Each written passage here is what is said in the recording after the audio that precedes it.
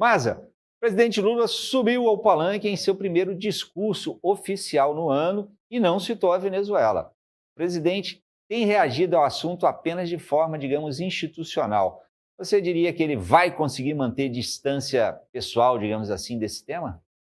Primeiro, boa noite. Feliz 2026 também. O ano que promete muito animado no cenário internacional já começou, né? Mas eu acho que também no brasileiro, e aí também especificamente aqui no Ceará também, eu acho que deve ter muitos debates interessantes por aí, muita animação. Sobre essa questão da Venezuela, até essa posição do Lula, isso que você falou, eu acho que vai ser sim um pouco a linha, pelo menos tudo que foi feito, falado pelo Lula e pelo governo brasileiro, todas as posições oficiais até agora tem sido nesse sentido, né, de fazer uma defesa firme ali, né, sem tergiversar sobre valores, né, mas quando vai entrar no ponto específico dos atores envolvidos, né, seja o Nicolás Maduro ou o próprio governo Trump, o Lula é muito mais cuidadoso, né? Que é o papel que sempre foi um pouco ali a linha da diplomacia brasileira, né? O Itamaraty sempre teve essa linha de ter pela negociação, evitar provocações de todos os tipos, né? Acabou rompendo um pouco essa lógica no governo do Bolsonaro, mas antes disso, até nos outros governos de direita, o Brasil costumava sempre adotar essa linha de deixar essas negociações internacionais para os negociadores, né? Que tem experiência, que tem carreira focada nisso, e evitar que os políticos muitas vezes atravessem essas negociações. Então o Lula já segue um pouco nessa linha, que é a linha do Itamaraty no geral, e é também a linha que o governo dele vinha adotando, né? Vamos lembrar que logo depois do sábado, quando houve ali essa ação militar dos Estados Unidos na Venezuela, a primeira nota que o governo brasileiro soltou também é um pouco nessa linha, né? Fala dessa questão, né, da gravidade de ferir a soberania de um país, mas não cita o nome do Nicolás Maduro, nem o nome do Donald Trump. E aí você vê com esse acúmulo, né, dessa nota que sai no sábado, desse discurso que faz hoje, que essa deve ser mesmo a linha que o presidente Lula e o governo dele vai adotar. Deixar essas negociações ali para quem está, né, com a maior experiência, como foi aconteceu no caso das tarifas, ficou muito na mão ali do chanceler, né, ficou muito ali na mão também dos ministros, do próprio Alckmin, tudo mais, e da própria Simone Tebet, e o governo ali, o núcleo político, tentou se afastar um pouco mais disso, embora ali no Congresso a coisa queimasse um pouco mais.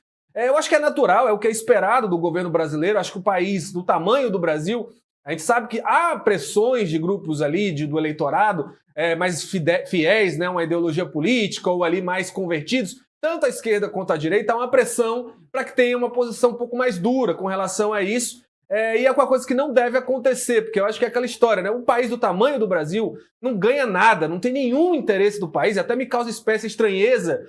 Você vê pessoas que se vendem como mais moderadas, como Tarcísio de Freitas, governador de São Paulo, o próprio Ratinho Júnior, do Paraná, dois estados muito importantes do Brasil, se manifestando ali sorridentes, né? Comemorando essa ação, onde é uma coisa que não traz absolutamente nada de positivo para o Brasil. Um vizinho do nosso tamanho tem esse tipo de ação militar, quebrando ali a soberania deles, independente de você gostar do Maduro ou não, é algo que só vai trazer instabilidade, imprevisibilidade para toda a região. Então não há interesse do Brasil, principalmente no momento que se discute muito a questão de exploração de petróleo na margem equatorial, pelo próprio Brasil também, ter ali, né, veículos ali da frota do Exército Americano, das Forças Armadas e também da Marinha Americana colocadas ali próximas disso, não é positivo para o país de forma alguma. Então eu acho assim, que é a linha que o Lula vem adotando. Lembrando, né, Tardan, o Lula já não vinha com a melhor das relações com o Nicolás Maduro. O pessoal não gosta de ouvir muito isso, mas não havia mais esse diálogo que já houve no passado desde 2024. O Brasil não reconheceu a eleição. Exato, o Brasil dele, não só não reconheceu, como o Lula fez declarações públicas, cobrando